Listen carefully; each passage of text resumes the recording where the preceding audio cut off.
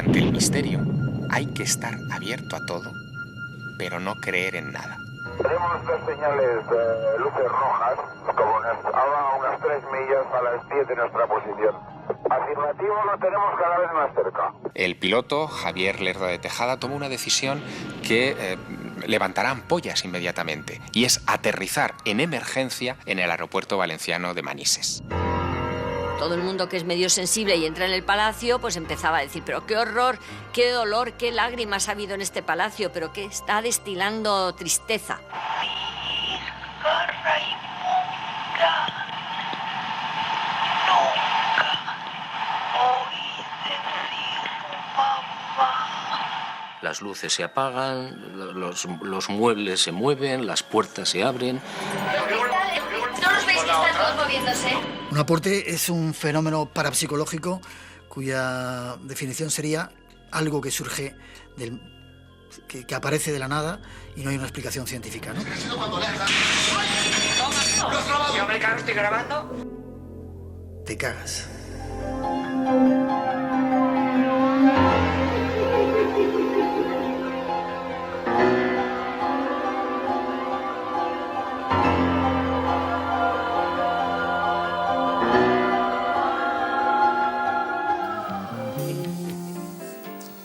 Muy buenas noches, señoras y señores.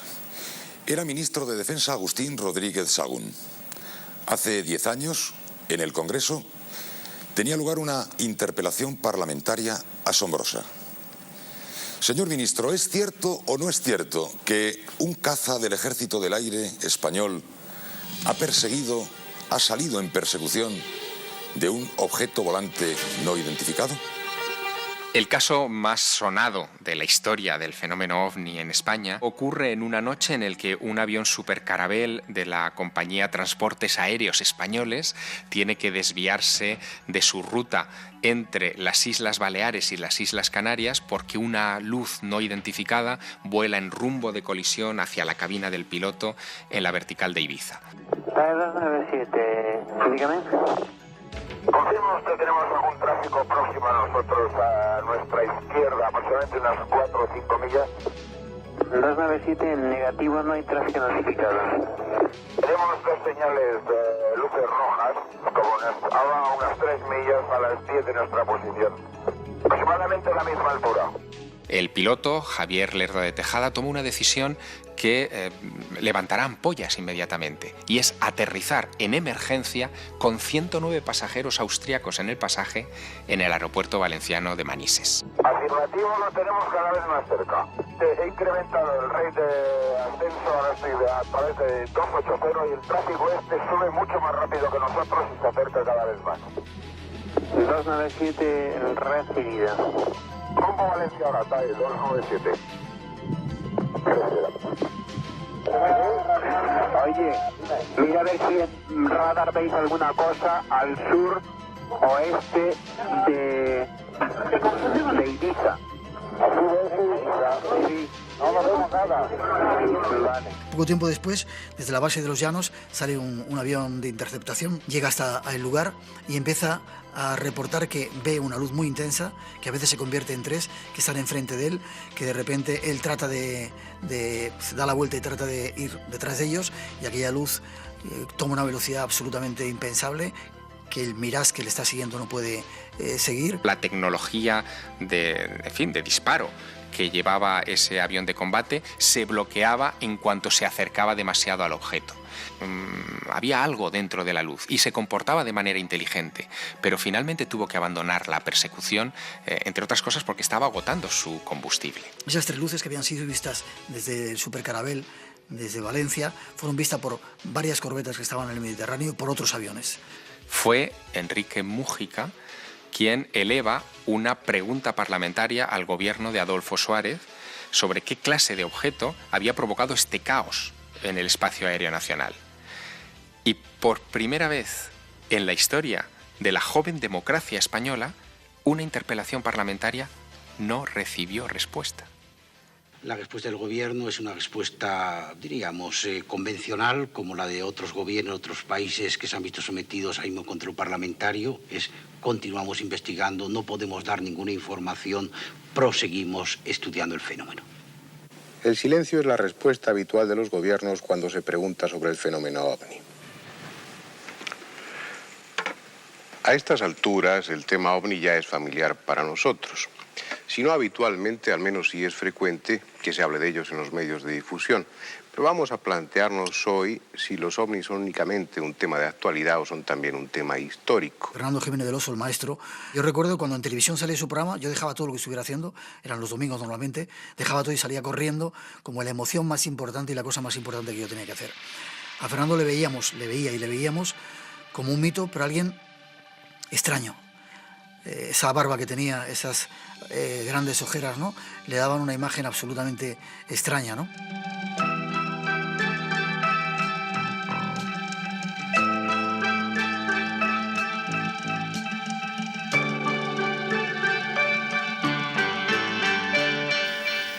Señora, ¿usted cree en los extraterrestres?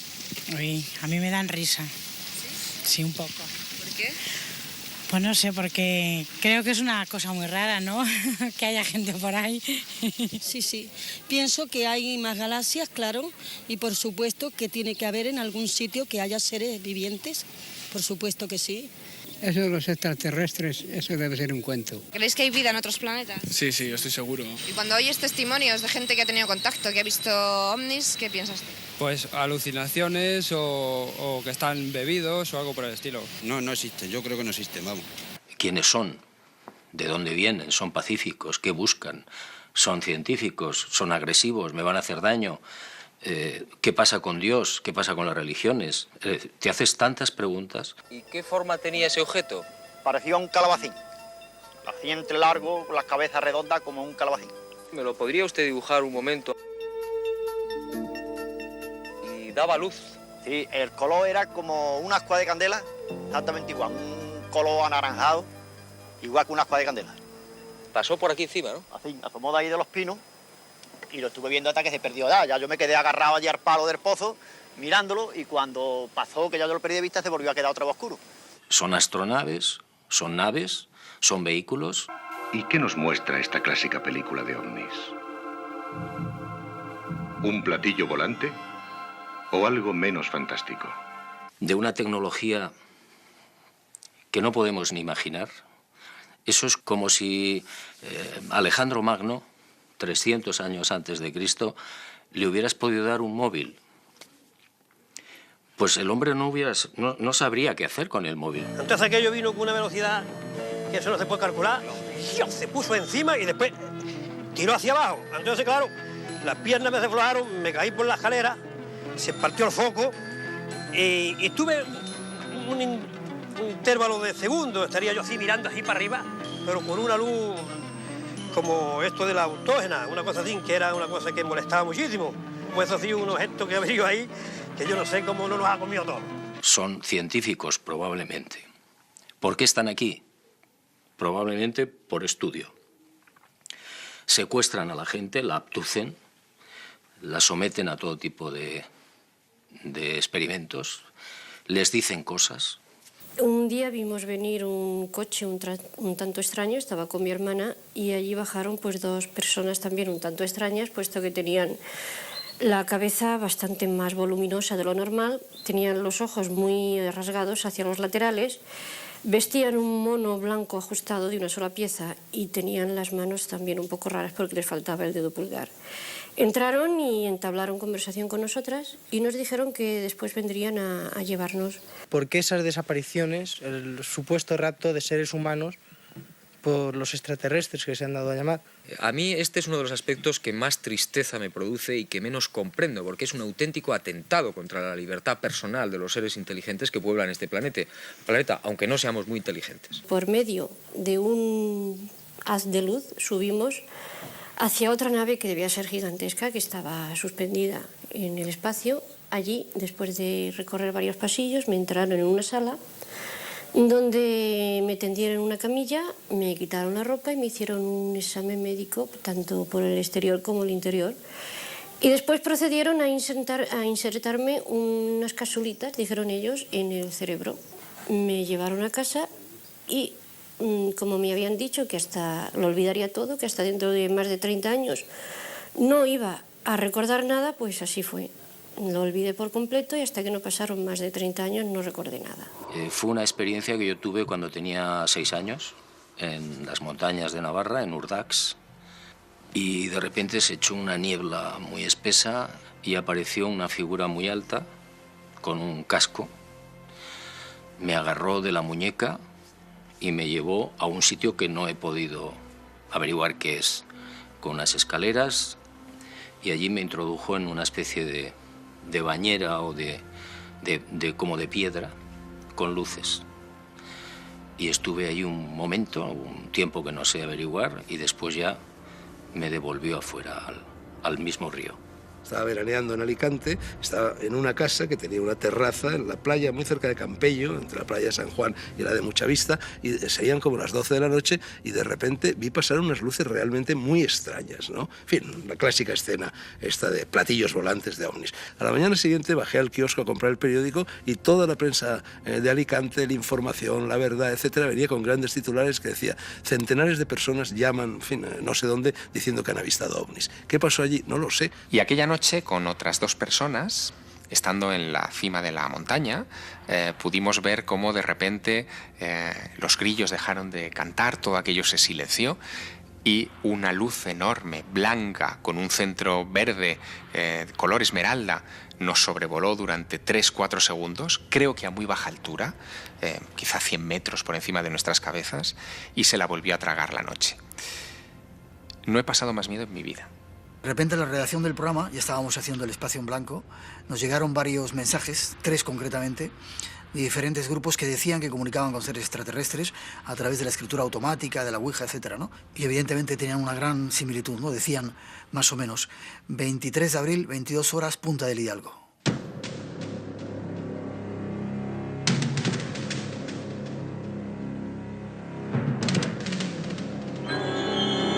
Llegamos allí a las 10 menos 5, el cielo que había estado encapotado hasta entonces se abrió y a las 10 en punto, detrás de aquella montaña, salió un objeto que ha sido lo más grande que he visto en mi vida, ¿no? Como el sol cuando amanece, una esfera gigantesca que se puso como a 500 metros de nosotros por encima del nivel del mar. Todos nos pusimos a gritar, yo gritando, es verdad, están aquí, abrazándonos. Y yo tenía una cámara con un 300, un teleobjetivo, y empecé a hacer fotografías. Y se veía que había una serie de luces dentro que giraban y como extrañas formas.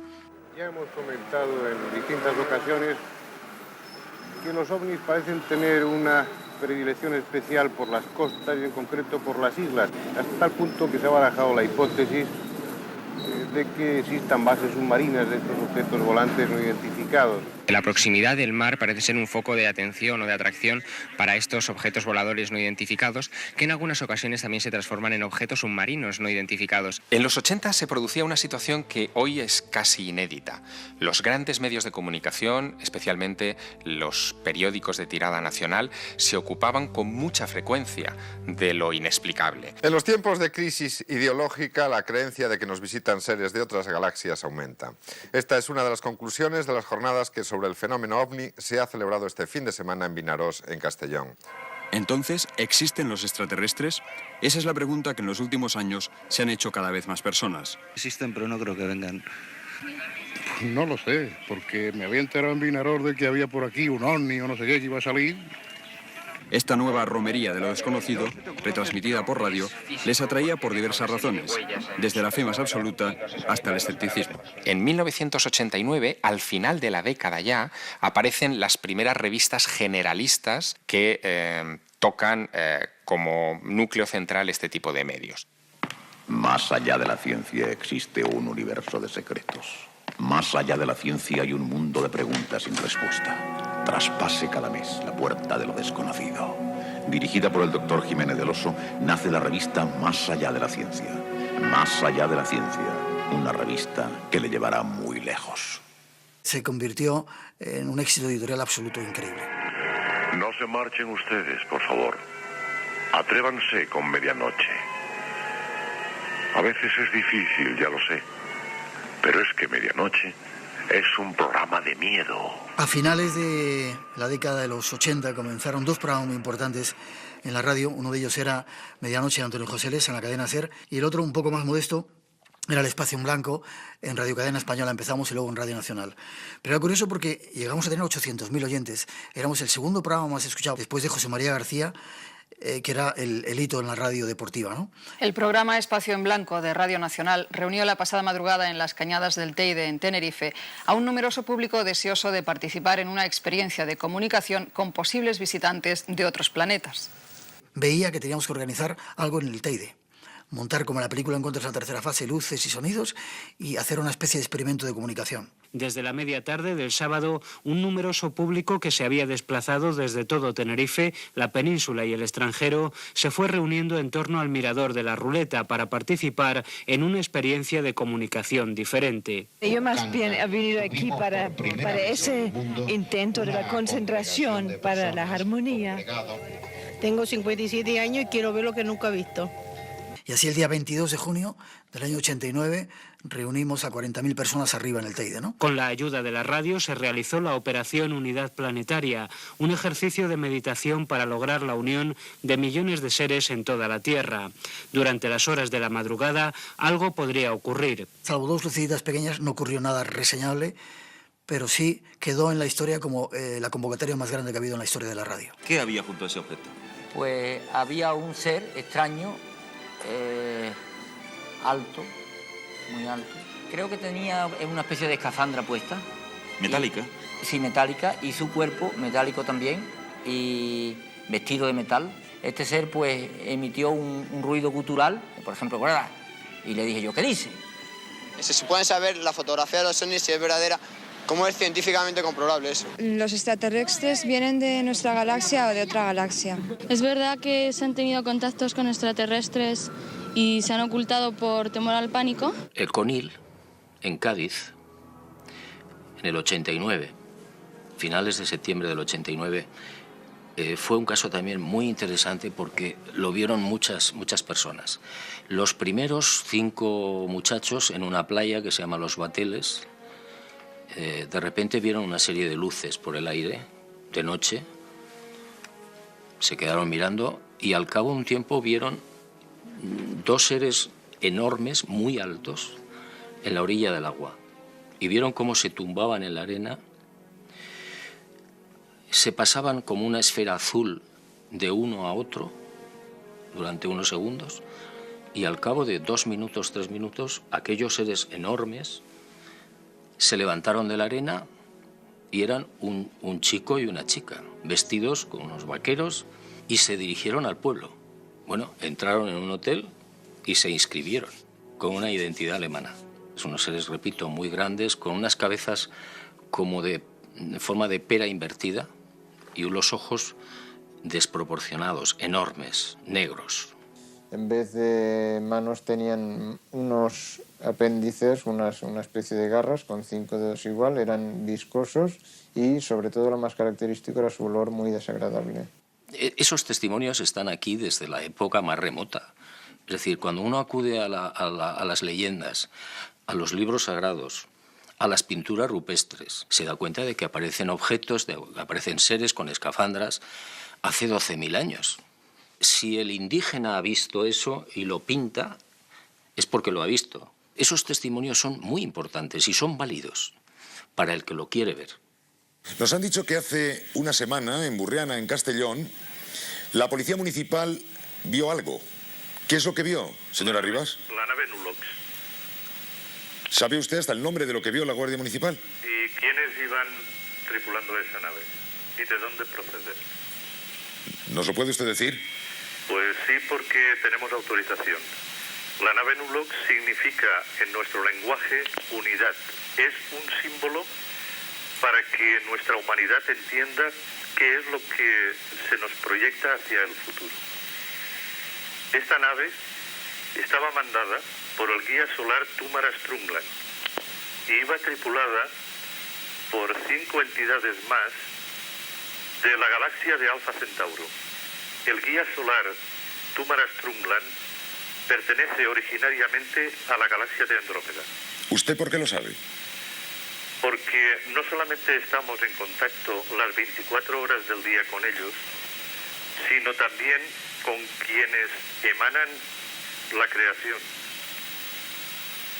Son miles de tripulantes, altos, bajos, de grandes cráneos, de formas no humanas, robots. Es decir, hay una variedad enorme. Que no solamente pueden proceder de planetas físicos, concretos, de esta galaxia o de otras galaxias, sino de dimensiones desconocidas. No sabemos viajar allí. Probablemente ni siquiera hay que viajar. Tú puedes desmaterializar a una persona ahí y materializarla en no se sabe dónde en centésimas de segundo. No sabemos de dónde vienen, pero vienen. Yo estaba acostado a las 3 de la mañana o cosas así y me desperté, veo unas luces en lo alto del monte aquel que hacían unas señales muy raras. Entonces me extrañó, me asomé a la ventana y vi que se acercaba una masa, era una especie de bola blanca, semejante a la luz de los tubos fluorescentes, una cosa así. Esas presencias extrañas, por definición, escapan a nuestra comprensión. Juegan con nosotros a una política de mírame y no me toques. La conclusión es que no intervienen porque está prohibido.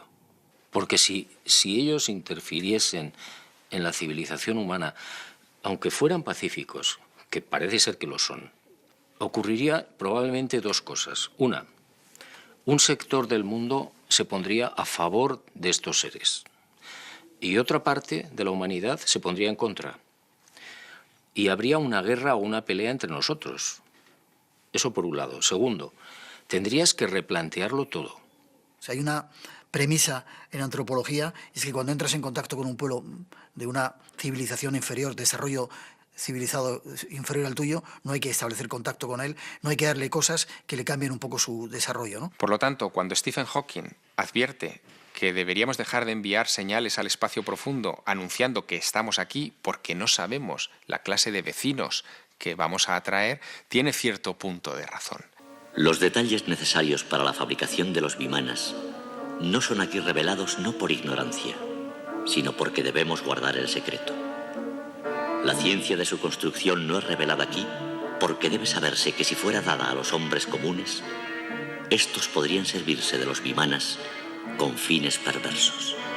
Está claro que los hombres de hace 3000 años eran tan poco fiables como lo somos los hombres de ahora mismo.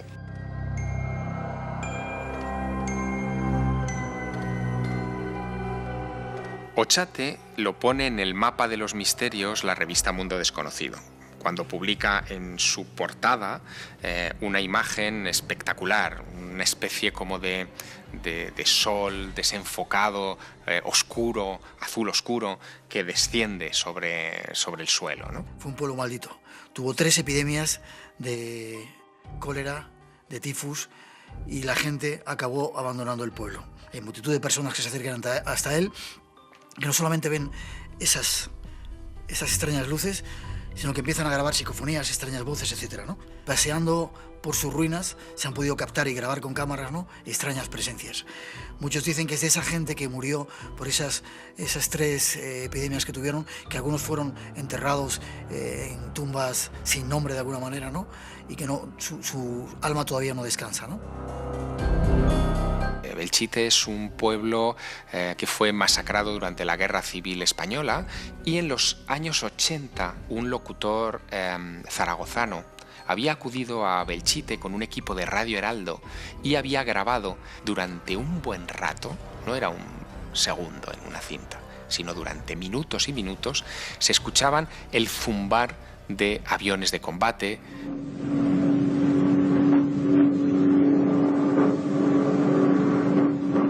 el martillear de las ametralladoras, explosiones.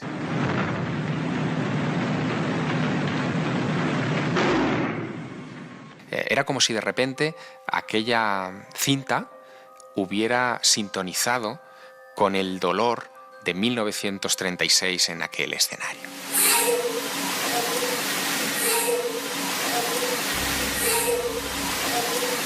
Pero, ¿qué es una psicofonía?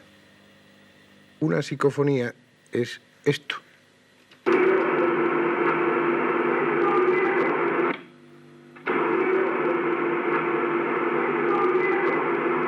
hablar de psicofonías en este país obliga a hablar de don Germán de Argumosa. El descubrimiento de la psicofonía es mucho más importante que todo lo que hemos conseguido en física nuclear. Germán de Argumosa sacó miles de psicofonías, ¿no? Él decía que era la psicofonía del infierno. No recuerdo el tiempo, bastantes minutos de psicofonías. Las psicofonías son muy cortitas, creo que aquella era de 20 minutos y ponía los pelos de punta.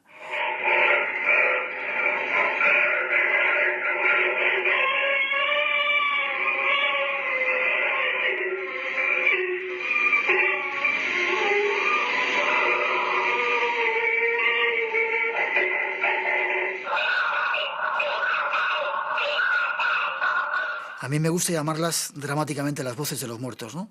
Algunas veces esas voces han contestado una pregunta, pero no se puede afirmar categóricamente que sea una voz de los muertos porque sería demostrar que existe el más allá. Yo estoy convencido que existe, pero no puedo dar una prueba de que eso lo sea, ¿no? Una de las psicofonías más audibles que yo he escuchado nunca. Y además, curiosamente, está realizada por Carol en Belmez, donde aparecían las célebres caras de Belmez. Sí. Y donde en su momento pues se habló mucho y se hizo todo tipo de experimentos. Sí, sí. Y la psicofonía que obtuvo Carol allí es, yo creo que impresionante. Vamos a escucharla. Si estáis aquí, manifestaros. Hablarme.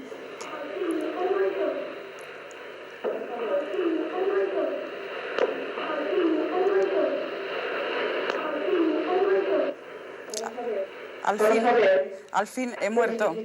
¿Lo quito? Sí. Las psicofonías. Hay algunas realmente asombrosas. Yo tuve un contacto muy estrecho, lo corté en seco. Yo dejé de grabar aquello porque pensé que corría un riesgo mental de empezar a oír voces sin necesidad. Y esto le ha ocurrido a mucha gente. Imágenes extraordinarias, documentos gráficos excepcionales, seres que parecen comunicarse con nosotros para demostrarnos que existen otros mundos, otras energías, otras dimensiones diferentes y desconocidas para nosotros, pero que sin embargo existen y también forman parte de nuestra España mágica y misteriosa. ¿Por qué no pensar que lo que nosotros llamamos más allá no es ni más ni menos que una dimensión paralela a la nuestra? Y que a veces puede incluirse dentro de la nuestra a través de un aparato sensible al sonido o a la televisión, las psicoimágenes, que son pues lo mismo pero a nivel de pantalla de televisor, ¿no? Desde hace más de 100 años se alza en el cruce de 4 avenidas céntricas en una capital europea un palacete francés de fachadas carcomidas. Vecinos y forasteros detienen su paso ante los cerrados postigos y se preguntan por qué este jardín permanece abandonado desde que tienen memoria de él. Nosotros entramos en junio del 89 y estuvimos allí 6 meses investigando. Todo el mundo que es medio sensible y entra en el palacio pues empezaba a decir, pero qué horror, qué dolor, qué lágrimas ha habido en este palacio, pero que está destilando tristeza. Sol Blanco, una conocida y respetada fotógrafa, llevó a cabo su investigación a través de un barrido fotográfico de todo el palacio. De 400 fotografías, solo un 3% son, para ella, positivas. Hice fotos muy curiosas en ese palacio, pero yo creo que lo mismo por impregnación que había allí, es decir, porque había una energía allí flotando.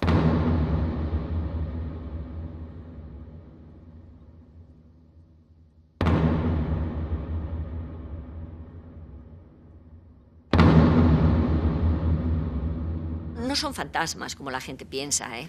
Es decir, son columnas de luz, pero nunca se cogen fantasmas físicos, vamos, que posan para ti. El padre Pilón, jesuita de gran prestigio entre los estudiosos de fenómenos paranormales, fue otro de los llamados a investigar sobre el terreno. Acudió con sus varillas y su péndulo y descubrió un desequilibrio energético, producido por calles de agua que corren bajo el palacio. Sin embargo, no puede constatar que se produzcan fenómenos paranormales.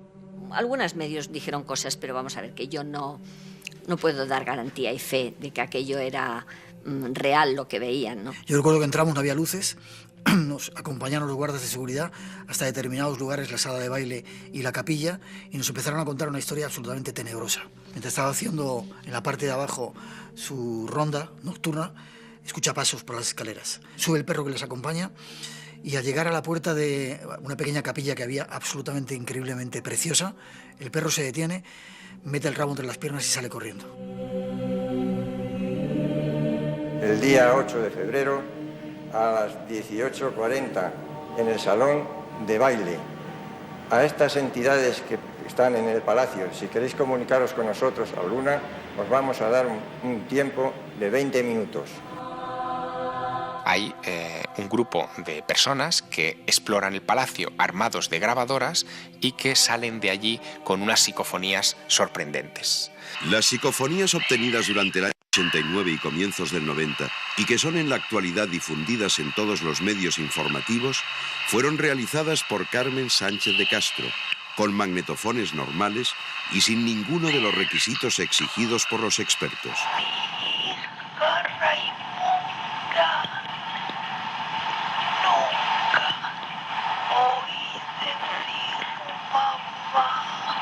Yo misma, el primer día que entré en este palacio, sentí un fuerte empujón en el pecho que me hizo retroceder pues casi 4 metros al centro de una habitación. Tiempo después se descubre que esta mujer estaba buscada por la policía, llevaba 10 años en busca y captura, que no era una psiquiatra, que no era una doctora y que había montado toda esta historia de las supuestas psicofonías del Palacio de Linares. Van ustedes a tener ocasión ahora de oír la que yo conseguí también hace aproximadamente año y medio, y verán ustedes la diferencia.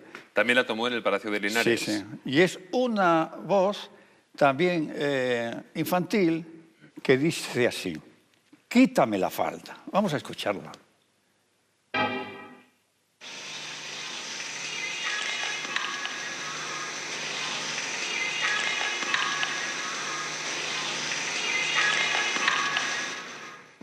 Es verdad, dice quítame la falda. Que luego ya en el 90 es cuando saltó todo eso al público y se desmadró. En la noche del martes 29 de mayo, después de difundirse la noticia de que había fantasmas y de que sus voces habían sido registradas en psicofonías, el palacio fue asaltado por unas 200 personas que irrumpieron en las estancias, enmudecidas durante años, para intentar desvelar el misterio. Esta psicofonía fue conseguida por los técnicos de Televisión Española.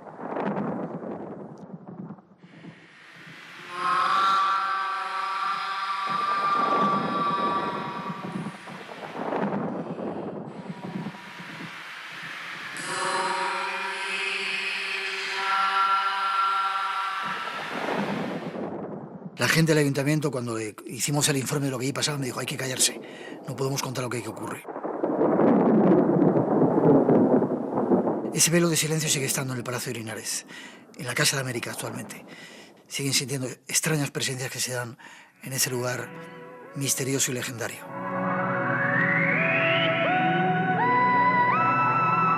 Una impregnación, por mucho que tú digas, hombre, pero si yo estoy viendo aquí una escena, pero la escena no te hace caso a ti. Es como un trozo de película antigua que pasa delante de tus ojos. Eso es una impregnación. El fantasma siempre tiene interacción contigo y te conoce. Hay gente que nos cuenta que los ve perfectamente como tú y como yo.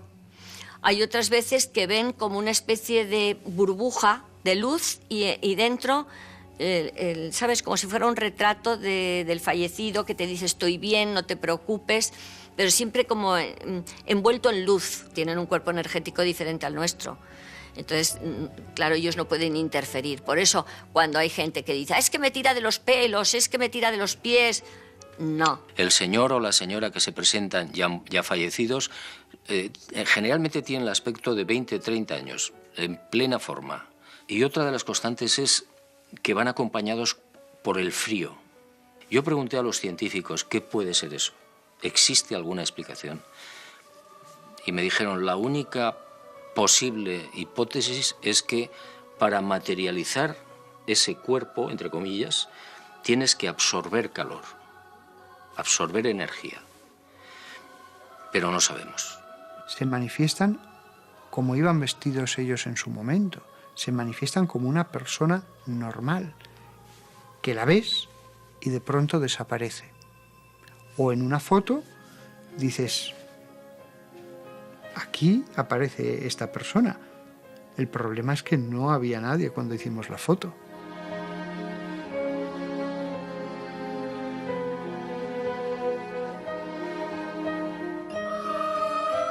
Se le aparece un hombre a una señora, se había casado con él, se había divorciado y había muerto el señor. Y se le presenta en su casa, la señora estaba cosiendo y le dice, no te asustes, estoy bien. Vengo a decirte que en la cuenta tal, banco tal, número de cuenta tal, y le da todos los dígitos, hay un dinero del que no sabéis nada. Pero finalmente se lo dice a los hijos, investigan y efectivamente había $300.000, el año 82. Conclusión, por supuesto, hay vida después de la muerte. La muerte no es más que una puerta. Yo te diría, por la experiencia que yo tengo, que los fantasmas no es que vengan del otro lado, porque una vez que pasan convenientemente al otro lado, ya no suelen venir. Son personas que no se van del todo.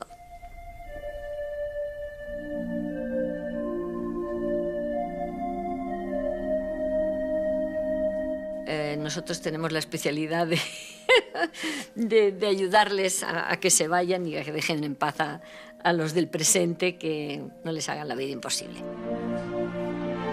Paloma tiene capacidad de ver en la bola. Piensa que la bola, ella no ve en la bola. La bola es un soporte de evidencia que se llama, que es que el reflejo de la bola es lo que hace que su mente entre en un estado alterado de conciencia, que es el estado en la que le permite ver. Y Aldo no, Aldo es de incorporación. Es decir, que Aldo incorpora al fallecido y el fallecido habla por boca de él. Paloma y Aldo establecen un diálogo con el fallecido y entonces averiguamos qué es lo que ha pasado, porque está allí y le ponemos solución. Mira, tuvimos una médico que por un accidente se había muerto de repente, un accidente mecánico de la puerta de un garaje. Bueno, pues ella pensaba que se había muerto demasiado pronto y entonces ella se había quedado allí en urgencias porque decía que tenía todavía mucho trabajo que hacer. Fue muy arduo convencerla de que aunque a ella le pareciera pronto, pero le había llegado la hora. Pero no está penando. El concepto de pena antigua. Algunas almas, por permisión de Dios, pasan su purgatorio sobre la tierra y reciben permiso a veces para manifestarse a los vivos, porque hicieron cosas incorrectas y a veces terribles, espantosas. Pueden estar vagando años o siglos.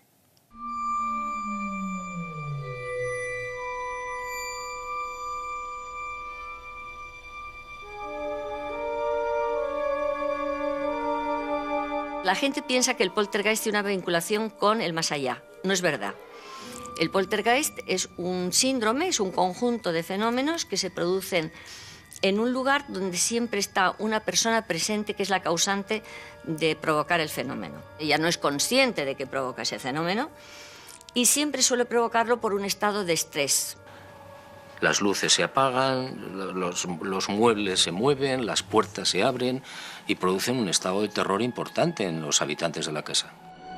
El 2 de octubre de 1982, en Logrosán, en Cáceres, una familia empieza a contar que hay extraños fenómenos en su casa. Y alrededor de ellos empieza una tormenta, diría yo, de fenómenos. Cuadros que se caen, objetos que se mueven de un lado para otro. Una naranja y fruta que estaba por ahí alrededor se movía sola. Andrés, el niño de la familia, tenía 13 años, estaba pasando por un momento bastante complicado. Se pudo verificar que era el autor inconsciente de toda la serie de fenómenos que se estaban dando en Logrosán. Pero que los fenómenos de poltergeist son tan alucinantes, y eso yo los he vivido en el baúl del monje. Veíamos materializarse cosas, veíamos bailar las lámparas, las arañas de cristal. ¿No los veis que están todos moviéndose? Oíamos ruidos, se materializaban muñecas. ¡La cabeza! ¡La cabeza! ¡La cabeza! Ay, no, vámonos, por favor, vámonos. Pero incluso un Cristo metálico que viajaba por distintas habitaciones. Te digo que es muy impresionante. Pero tú cuando has dado has visto. Es que ha sido cuando le has dado. ¡Lo has grabado! Yo me cago, estoy grabando. Un aporte es un fenómeno parapsicológico cuya definición sería algo que surge que aparece de la nada y no hay una explicación científica, ¿no? Se han grabado dos en España, uno en el Baúl del Monje, por el grupo EPTA, el padre Pilón.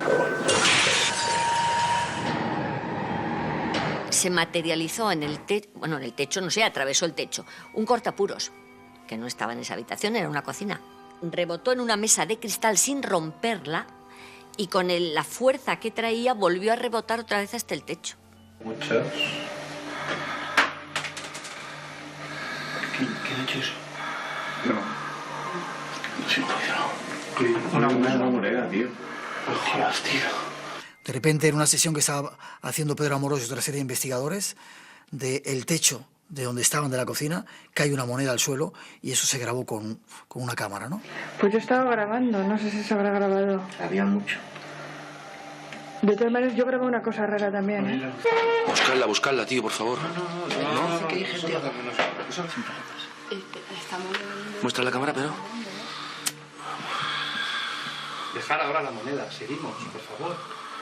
A veces este mundo de los espíritus, este mundo del más allá, provoca esa serie de fenómenos para hacernos notar que existen, aunque no hay ninguna todavía prueba científica que lo demuestre.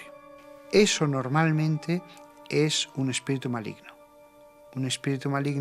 demoníaco que hay que orar para que salga de ese lugar y que está allí muchas veces porque se han realizado ritos satánicos o ritos de otro tipo en ese sitio. La tentación, que es solamente una incitación al pecado. La infestación, donde el demonio atormenta con señales visibles que llegan a coartar la libertad del individuo. Y la posesión diabólica, que consiste en un dominio directo del alma de la persona y en la que el paciente no es en absoluto responsable de las acciones que realiza. Hay toda una serie de patologías poco conocidas que serían capaces de explicar, desde mi punto de vista, la mayoría de estos casos. El más importante es el SPM, el síndrome de la personalidad múltiple. La diferencia entre lo demoníaco y lo psiquiátrico es que hay muchas enfermedades psiquiátricas en que el enfermo no puede contenerlas. Se van a manifestar en cualquier momento. En personas que tienen un demonio dentro, pasan los años y ese espíritu solo se manifiesta por la noche, en casa, en determinados momentos, y el resto del tiempo es una persona normal, de la que nadie jamás podría decir que tiene un espíritu dentro. Lo que pasa es que es muy fácil en las iglesias o en las religiones atribuirle la culpa de casi todo a Satanás, al diablo. Está poseída, es que le ha entrado un demonio, es que el exorcista, es falso. El tema ha sido tan preocupante que desde los años 80 la Iglesia Católica, en silencio, ha ido nombrando cada vez más exorcistas.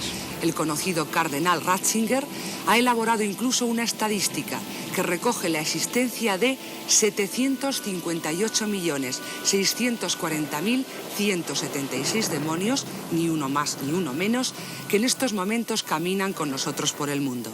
El exorcismo en esencia son oraciones dirigidas a Dios y la orden con la autoridad recibida de Cristo de que ese mal espíritu salga.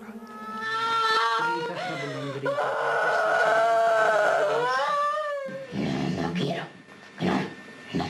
En un exorcismo lo normal solo es que la persona se transforma, se vuelve furiosa, agresiva, trata de atacar a los que están allí. Alguna vez han dicho cosas que no podían saber, ha habido algún movimiento o la fuerza que dices, esto casi es sobrehumano.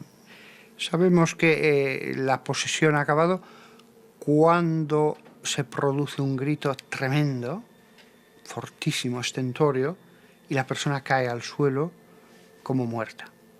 Interceded por esta que está en este lugar.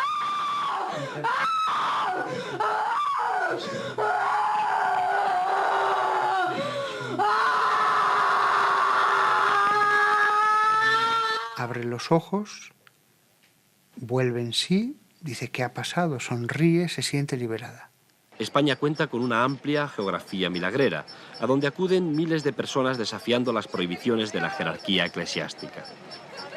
Estaba vestida de blanco, con una cruz aquí, una cruz muy roja, lo más rojo que se ha visto. Y hace poco, pues, me ha nombrado un gran guerrero. Noto más fuerza, ¿eh? Mucha fuerza, desde luego. Hijos míos, mi corazón sufre por todos vosotros. Y lo que estás viendo, 4 ángeles. ¡Ay, 4 ángeles! 14 de junio de 1981, de repente en Prado Nuevo, un pequeño campo que hay a la salida del Escorial, una vidente, supuesta vidente, dice que se aparece la Virgen. ¡Ay, hay otro ángel! ¡La misión de este ángel! Y a partir de entonces, todos los sábados, ahí se empieza a reunir la gente. El fenómeno desde el punto de vista sociológico era impresionante. No se veía nada así desde hacía mucho tiempo, quizá desde la época de las apariciones de Fátima en 1917 en Portugal. Amparo Cuevas, una mujer sencilla de 52 años, casada y madre de 7 hijos, que apenas sabe leer y escribir, conduce el rezo del rosario y asegura recibir mensajes de Jesucristo, la Virgen y el Arcángel San Gabriel, en los que se encarece a los cristianos a rezar por la paz del mundo. En el caso de esta mujer, yo creo que había un trastorno importante. Un árbol con la foto de la Virgen dolorosa y adornado con flores es el protagonista del suceso. Yo no me imagino a la Virgen saltando por encima de los árboles, como Tarzán. Una de las técnicas características de la religión cristiana y de todas las religiones son las jaculatorias. ¿Qué es eso que en el budismo, en el hinduismo se llama mantras? Son conjuntos de sílabas perfectamente calculados para exhalar más aire del que inspiras. Si empiezas a decir ora pro nobis, o Kyrie eleison, Kyrie eleison, Kyrie eleison, y cuando has estado media hora, como en el rosario, diciéndolo, has aumentado el nivel de anhídrido carbónico, de monóxido, de lo que sea, de tu sangre, y eso provoca fenómenos alucinatorios. Entonces es muy fácil que en ese momento la viejecita que está bisbiseando jaculatorios en el rincón de la iglesia, pues crea que Cristo le ha guiñado un ojo o que la Virgen ha levantado un brazo. El primer sábado de marzo apareció la Virgen en persona a las 5 de la mañana. Le saludé yo con los buenos días, ella me contestó en un idioma que no lo comprendimos y luego estuvo por lo menos hasta el segundo misterio de la segunda parte. Besó el árbol y estuvo por la pradera paseando y encendió una luz haciendo unos círculos en el suelo. No tengo ningún reparo en decir públicamente que sí, que se le apareció la Virgen a Amparo Cuevas y que Amparo Cuevas fue una mística. Cuando un alma está en gracia, hija mía, y reza el Santo Rosario, bien meditado. Yo he hablado con distintas religiosas y ellas me dijeron, padre, en un momento de la misa se le abrieron los estigmas en las manos, salió abundantísima sangre y al acabar la misa se fue cerrando y no quedó ni la cicatriz.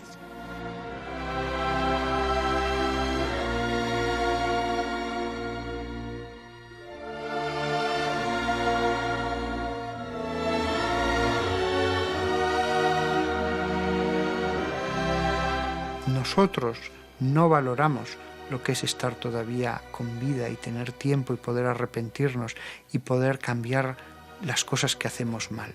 Quedan y siguen quedando velos de misterio que levantar y eso para el hombre es un acicate. Esa pasión contagia al público y cada vez se va sumando más y más gente que vienen y nos dicen yo soy un apasionado de estos temas. Dentro de muy poco vamos a tener un contacto absolutamente indiscutible con esas entidades que han estado visitando al ser humano desde los comienzos de la historia de la humanidad. Hay que tener una mente lo suficientemente permeable para dejarse sorprender, pero no hay que convertir en dogma, en religión, en verdad absoluta, nada de esto. Cuanto más investigamos, yo por lo menos menos sé. Tal vez, y esto es lo que nos empezamos a plantear ahora, y es una curiosa pregunta, tal vez el hombre lo que esté buscando al acercarse, o en ese intento de acercarse a las estrellas, es apagar una angustia, la angustia de su propio origen. Porque ahora hay motivos, y pienso que motivos más que suficientes para plantearse si el hombre, nosotros, no procedemos tal vez de las estrellas.